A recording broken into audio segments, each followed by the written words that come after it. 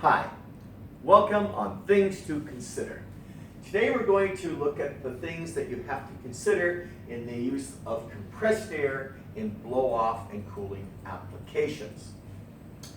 First of all, consider this: 70% of compressed air that is produced after leakage and losses and so on, 70% is actually used for blow-off and cooling applications to this day. Despite the fact that blowers have replaced a lot of applications for compressed air in blow-off, which is fine because many places blowers will apply, 70% of compressed air is still used for blow-off and cooling. And the reason for that is very simple. It has the energy you need to do the job. You cannot replace compressed air everywhere with a blower. It's just not possible. There's a limit. Okay. Second thing, noise. Noise is damaging to people. There has been tremendous advancement in the use of air amplification technology in blow-off applications to be able to reduce the amount of noise coming out of a compressed air blow-off. It reduces that exhaust noise dramatically. For example, this air knife that I might have, basically an air knife is a long flat nozzle and it can be made to different lengths. The exhaust noise from this air knife at 80 psi is only 69 decibels. That's pretty low, and that's very significant. So in the use of compressed air blow-off, you want to consider amplification nozzles not only to reduce noise, but it also reduces the energy consumption dramatically. The third thing to consider, you cannot cheat physics. Now, I make this statement here for a very important reason. A lot of claims made by different producers of compressed air products for blow-off applications is sometimes stretching facts a little bit too much. For example, I have in my hand an air amplifier.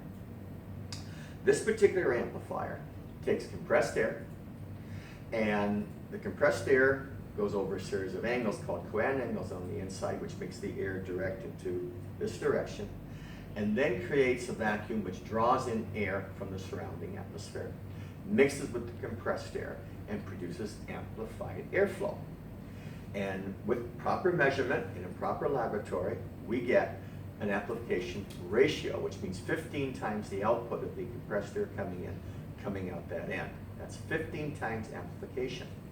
Now, imagine this. Taking that 15, that means if it's 15 times amplification, then you've got 14 times that amount of air being drawn in. That is still air, it's not moving. So as the air is drawn in to the moving compressed air, the velocity coming out is going to slow down. If you actually do the physics and the mathematics on it, you get about 5,000 feet per minute coming out, 15 times the amplification.